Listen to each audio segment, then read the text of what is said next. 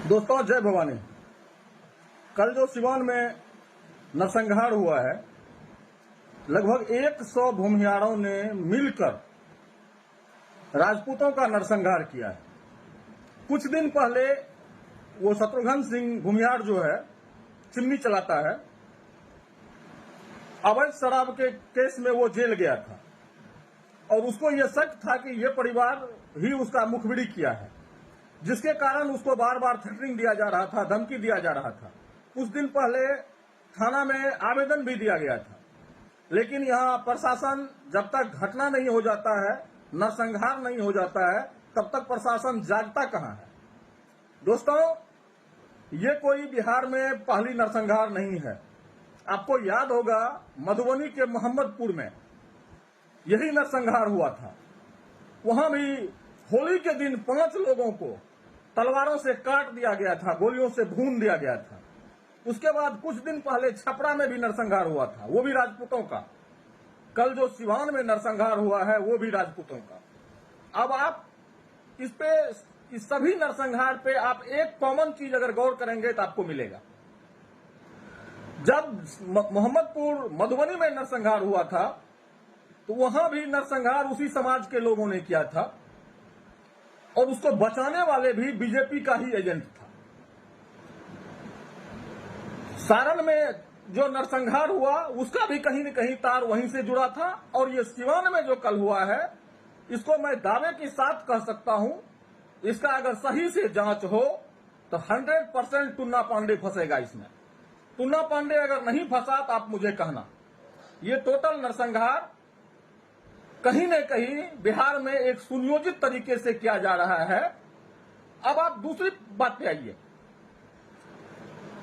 कल जो नरसंहार हुआ, घटना की 4 से 5 घंटे बाद नेता प्रतिपक्ष आदरणीय तेजस्वी यादव ने फेसबुक पे लिखा कि सिवान में नरसंहार हुआ है, 6 आदमी को मारा गया है, 3 मर गया है, 3 अस्पताल में भर्ती है। वो नरसंहार लिखा। आप किसी एक राजपूत नेताओं का मुझे दिखा दीजिए जो बीजेपी का एजेंट है, जो बीजेपी की सरकार द्वारा पोषित है, जिसको बीजेपी राजपूत कोटे की सीट देता है, राजपूत कोटे की मंत्री बनाता है, राजपूत कोटे के विधायक का सीट देता है। किसी एक नेता का मुझे ट्वीट और पोस्ट दिखा दीजिए जो इसको नरसंहार लिखा, जो वहां 24 घंटा के अंदर गया हो। अगर वहां 24 घंटा के अंदर कोई नेता गया है, नेता संगठन की बात किया जाए तो करनी सेना वहां घटना के 3 घंटे बाद ही करनी सेना का प्रवक्ता राजन सिंह सिग्रीवाल लोग पहुंचे हुए थे। और आज बड़े प्रदेश उपाध्यक्ष बड़े भाई आदरणीय हरिओम सिंह भी अपने पूरी टीम के साथ घटनास्थल पे पहुंचा है, मुआयना किया है, परिवार के साथ मजबूती से खड़ा है। उसके बाद अगर कोई नेता पहुंचने वाला है तो आदरणीय आनंद मोहन जी हैं, जो चेतन आनंद के साथ घटनास्थल पे पहुंचे हैं। और दूसरा नेता का नाम जान के आप चौंकेंगे, वो पप्पू यादव है। पप्पू यादव वहां पहुंचे हैं। बाकी कोई भाजपा का नेता, आरएसएस का दलाल, एजेंट कोई वहां नहीं पहुंचा है। आप ये लिख कर रख लीजिए, मारने वाला जो नरसंहार किया है वो कोई इस तरह से नहीं किया है कि वर्चस्व की लड़ाई में मार दिया जाए। वर्चस्व का लड़ाई का मतलब होता है कि दोनों बगल से गोली चलता है। आप 5 चलाते हैं, हम 10 चलाते हैं, तो वर्चस्व का लड़ाई कहा जाता है।